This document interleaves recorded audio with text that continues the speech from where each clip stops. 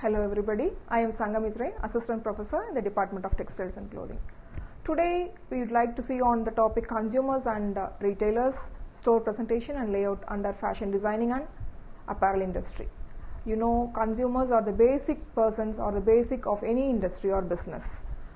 The retailer has to understand the needs of the consumers, and it is of vital importance that a retailer or the apparel industry must understand or must identify the needs of customers or the consumers, and they have to understand the various techniques involved in store presentation and store layout.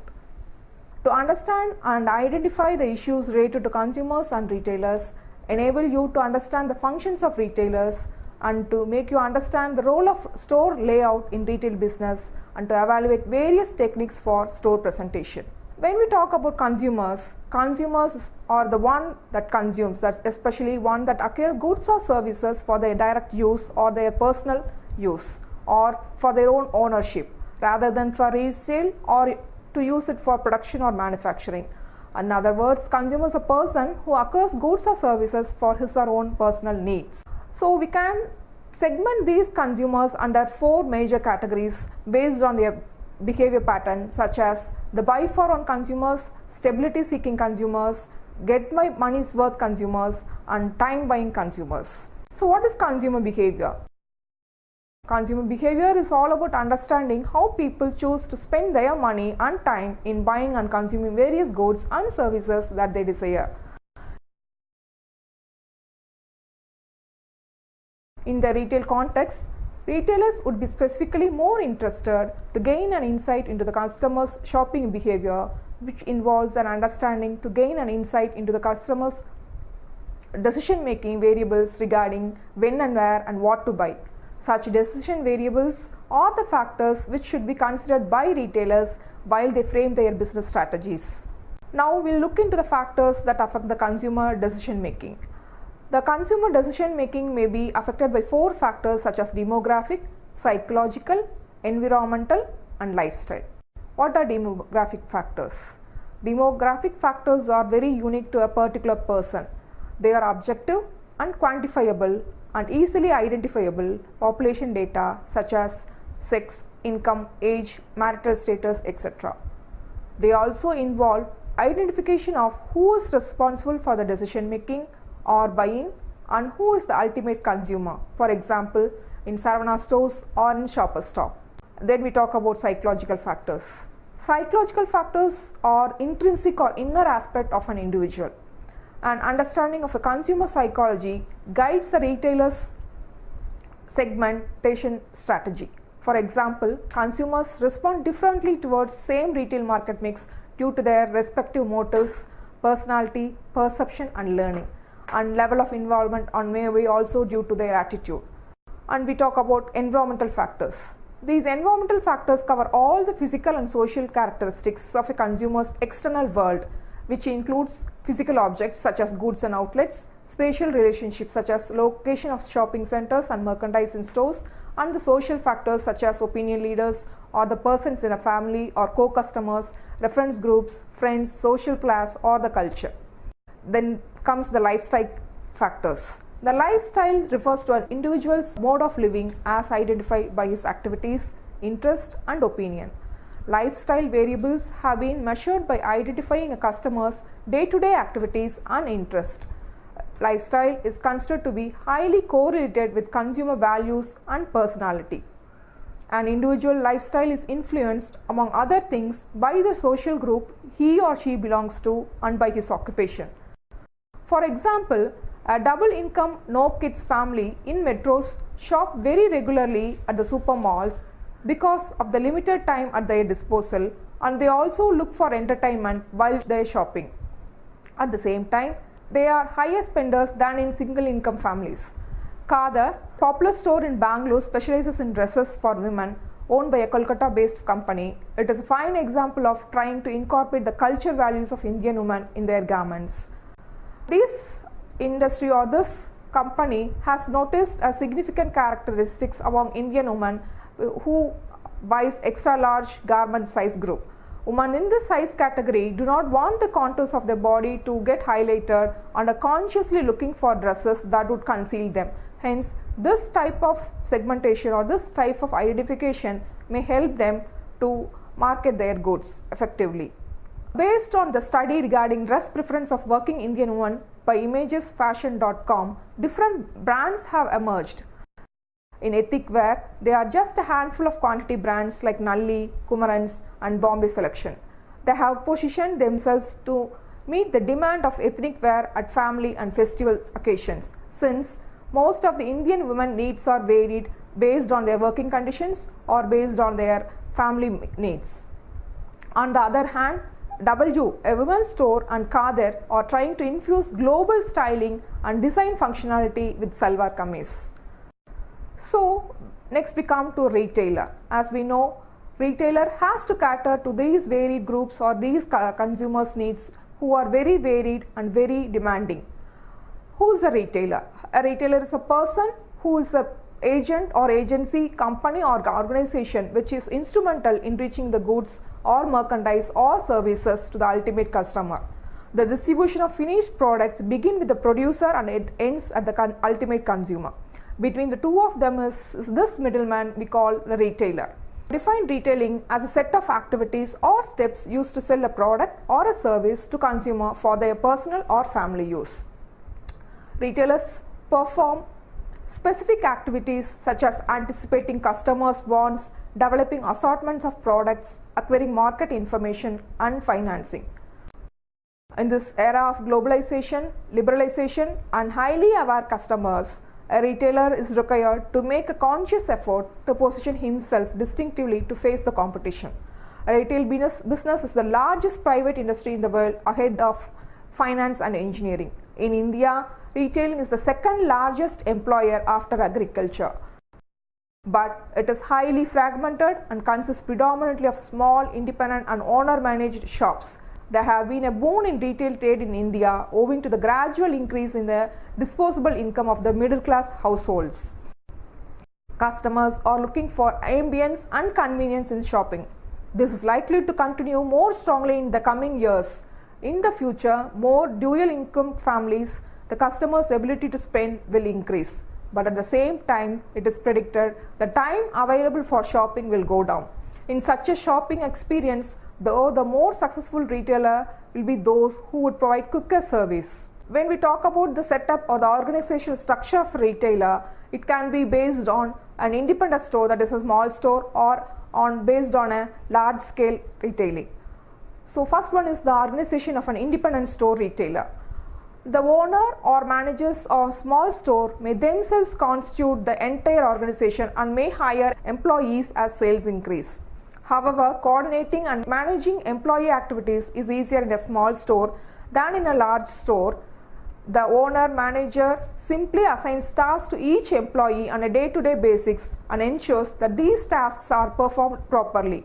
Since the number of employees are limited, small retailers have little specialization and each employee must perform a wide range of activities while the owner is responsible for the management tasks.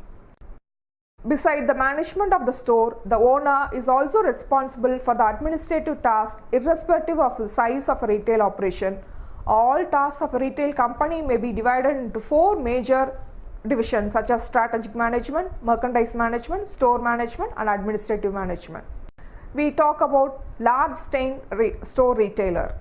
In contrast to small store retailers, large store retailers is fairly complex structure. Most retail chains have an elaborate senior management that includes a CEO, directors, presidents, vice presidents, etc. All of them work closely together in taking strategic decisions and in managing the entire organization. The tasks of all 4 divisions of a retail operations as mentioned are divided among the senior management who are responsible for their respective divisions. Large retail chains lay philosophically and try to function strictly in accordance with the latter. However, large or small an operation or a store may be, the management are categorized into 4 divisions such as strategic management, merchandise management, administrative management and store management. What is strategic management? Strategic management includes main tasks such as developing a retail strategy, identifying the target market, determining the retail format, designing the organizational structure and selection locations. Next comes the merchandise management. The merchandise division of a chain store retail is responsible for selecting and buying the merchandise sold in the stores and ensure that the quality, fashion, assortment and pricing of the merchandise is consistent with the firm's strategy. The major task of this includes buying merchandise, identifying vendors, evaluating the best of them, negotiating with the vendors and placing orders. And when controlling the merchandise, it involves developing merchandise budget plans, ensuring timely delivery to store and reviewing open to buy stock positions. Under pricing merchandise, it involves setting initial prices and adjusting prices. The third one is the store management. The store division is responsible for all the activities undertaken in company's facilities where the merchandise is actually sold and services provided to the customer. Depending on the size of a store manager, a general manager or even a store director is appointed to head the operations at the store level. The operations at the store level are usually divided into four main functions such as personnel administration, and selling, which includes the following functions such as recruiting and training the store personnel, planning work schedule, evaluating the performance of store personnel, maintaining store facilities, locating and displaying merchandise, assisting customers in selection, repairing and altering merchandise, providing services such as gift wrapping and home delivery, handling customer complaints efficiently, ensuring accurate inventory, taking physical inventory and preventing inventory shrinkage. We talk about administrative management. This includes the responsibilities of administrative division including marketing, human resources, logistics and finance.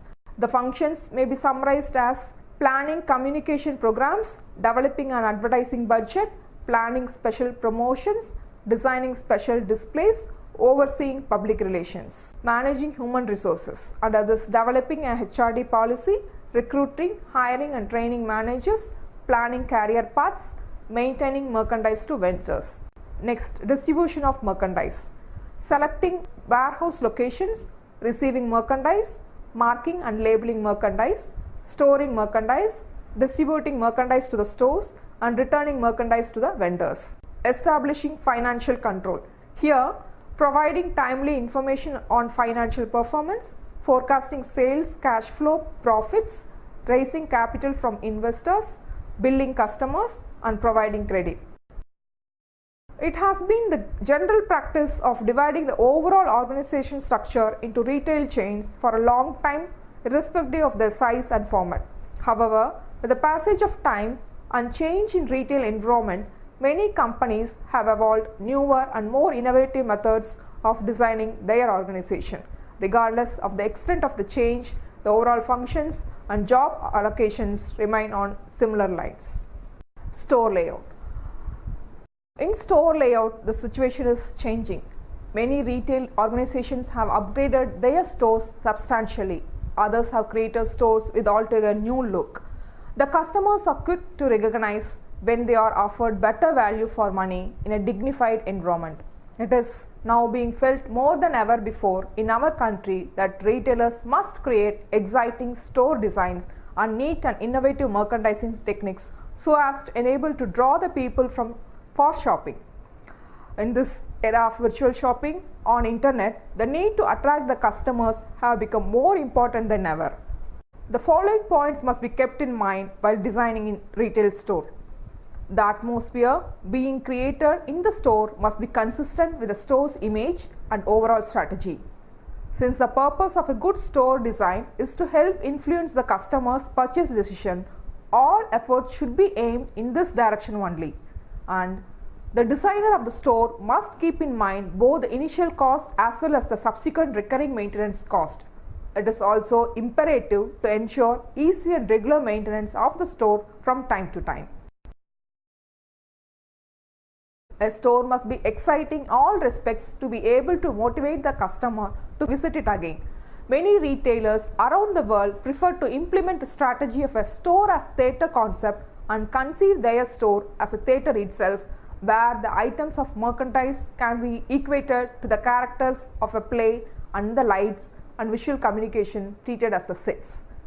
While designing a store, retailers must consider the 7 fundamental objectives. The 7 fundamental objectives of a store are consistency with the store image. Both the internal and external design and decoration of the store must be consistent with the image of the store and what it wishes to communicate to the general public. Second one is the selection of family fixtures. The type of fixtures, furniture, shelving racks and flooring must not clash and should harmonize with each other. Third one is need to influence customer shopping. Retailer should constantly evaluate his store layout and visual merchandising techniques in terms of the impact that it might have in influencing the customer's decision, so that the retailer would tend to make less mistakes and would always be able to keep customer interest foremost in his mind. Next is return on investment. A retailer must be certain that all his decisions ensure proportionate returns and that the recurring cost and hassles of maintenance are also affordable. Fifth one must be modular. The entire store must be designed in a more or less modular arrangement to ensure that any subsequent changes in the layout or design of the store do not lead to wastage and can be conducted smoothly. The design of the store must be adapted to many types of merchandise as well as be economically useful for several years. The sixth one is cost effectiveness. All electrical equipment used in the store must be energy efficient, as energy costs are a major component of recurring expenditure in retail operation. The last one is the optimization of floor space. The store plan must strike an ideal balance between optimizing floor space and encourage customer traffic. The store layout must not create an impediment in the smooth flow of customer traffic, as this could frustrate customers as many hurt them physically. In the store layout, the type of store layout plays an important part. The types of store layout. Many elements need to be considered in the design of store layout to help achieve the ultimate objectives of the store. Broadly, there are 3 general store layouts, namely grid layout, open layout and running layout. Grid layout. A grid layout may be described as series of long aisles of merchandise displayed in a respective manner. Grocery stores or supermarkets are usually organized in a grid design which permits them to stock and display as much merchandise as possible in an orderly and logical sequence. Apart from this, grid layout is also cost effective in terms of cost and shelving racks used as well as the extent of wastage of prime space. This also enables the layout to be fairly flexible, and the multiple and adjustable shelves in the rack help to optimize the store space. A grid layout is also considered to be much safer than the other designs in terms of security aspect, which is especially important aspect in the case of supermarkets, which deal in a large number of small and flipper-prone packs of merchandise. Rack track store layout. This type of store layout ensures the fulfillment of retailers' main objective of getting customers to visit the store's multiple departments, thereby enhancing the sales of the store. This is also known as loop. A racetrack layout used in departmental stores is usually a category or department-wise layout in which every manufacturer is allotted a separate space, which is why a store with such a layout is often called a shop-in-shop store. This is evident from the fact that each of these so-called boutiques or shops are usually not separated by brick walls but by the color combination of the carpeting, flooring and the decor they use to symbolize their strong individual brand presence. In a racetrack layout, there is usually a major aisle from where the customer is able to access many of such open shops, which in turn also encourage impulse purchases. The customer to view many of the attractive shots from the single location, unlike the grid layout where one is able to view a single aisles only. The third one is free-form layout. A free-form layout is more popular with specialty stores, and the design of such a layout is synonymous with its name. Such stores are organized in a rather asymmetrical manner with the objective of making up market customers feel at home. There is abundant open space with very little and selective furniture and fixtures, but of very expensive taste. Such an environment not only helps the retailer in providing a very personalization touch to the customers, but also encourage the latter to carry on browsing in a very relaxed browsing, which hopefully for the retailer will culminate in added sales for the store. We talk about the store presentation now.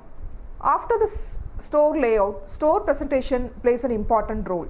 It is often said that retailing is a highly organized business and the merchandise must be very logically organized to foster a sense of convenience as well as excitement among customers for the retailer to succeed in his operation.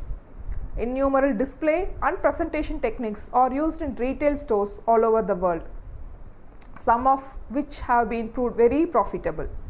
The most important thing in a store presentation is visual merchandising. It has been observed that human beings are prone to exploring usually from left to right and from top to bottom. Be it a newspaper or a book or a shelf, it is inevitably explored from this pattern. Vertical merchandisation takes advantage of this aspect of human nature by displaying merchandise vertically through the use of walls or even high gondolas, and by strategically shelving products with high profit margins either towards the right side of the shelf or towards the bottom. Next is the category wise presentation. Retailers usually have organized stores that usually display merchandise very logically so as to offer maximum convenience to the customer. Most stores arrange all the merchandise on the shelves on a category as well as department wise basis so that their customers may be able to view the entire variety available in the respective category department at a glance. This would obviously great help to the customer in taking decision and would in return benefit the retailer as well. All the categories and department have placards that are hung at a height from the ceiling so to inform the customers even from a distance where they can find each department. The second one is the tonnage merchandising. Here, stock it high and let it fly is a common saying in retailing. Tonnage merchandising is an extremely effective display technique where large quantities of the same product are displayed together to create an impression of bargain. This technique is popular among the masses. A garment retailer or a discount store would usually have a large number of clothes for the same customer segment bundled into a large bin or even spread across a table at a sale at subsequently reduced prices. Next is the exclusive displays. All items cannot necessarily enjoy the same level of display in a retail store. For example, casual clothes for women cannot be displayed with as much emphasis as an exclusive designer dresses. This is because the low margin or the high turnover nature of casual clothes does not necessarily warrant a highly exclusive display, while designer dresses does. Specially fabricated gondolas. Specially designed gondola may be described as self-service island with multiple tiers of shelves, bins or pegs, usually very strongly representing a particular brand. However, manufacturers have to pay the store quite substantially or prove that they are also of benefit to their retailer for creating such displays even for a limited period. Impulsive purchase. Another common marketing trick is that some merchandise is also displayed at the checkout area. Items that are usually displayed at such locations are known as impulse merchandising. Many retailers also adopt a deliberate strategy to force customers to pass through aisles that stock such inexpensive impulse items only to be ultimately met by the rather expensive category of products which customer requires a tremendous amount of willpower to avoid. These products help in creating impulse purchases which are made by the customer at the last minute despite no prior planning for such purchases. Since most of these items are low value, high profit margin items, their sales enhance the profitability of the store. The area of the checkout counters is more profitably utilized by displaying such items. Many essential and high demand items which would otherwise be classified as pilferage prone products can also be sold in this manner as they are displayed under the constant watchful gaze of the cashiers. Next is the live setting presentation. Under live setting presentation, very often one has noticed that retailers display merchandise to effectively demonstrate to the customers how a particular combination would look for. For example, ladies department in a store would probably have certain statue model actually wearing a particular combination of clothes, so that customers buy not only one item but is encouraged to buy the complete set as well to achieve a similar effect as that of the model. Shop-in-shop displays. Many strong and powerful brands prefer to display most of their later merchandise at one place under their own brand banner, so that customer may be encouraged to buy multiple items of the brand. Such a concept within a large department store is often termed as shop-in-shop concept of display. Promotional areas. Under customers all over the world love promotions as they share a general feeling that they get more value for their money during such promotions. Customers thus making it a point to specially visit a fixed promotion area or an aisles where visiting a store. Enhancing on this excitement among its customers, retailers strategically prefer to locate their promotion areas towards the end of the store so as to compel customers to explore literally the entire store in the hope that they might pick up some more items on their way to the promotion area. Fresh produce at the entrance.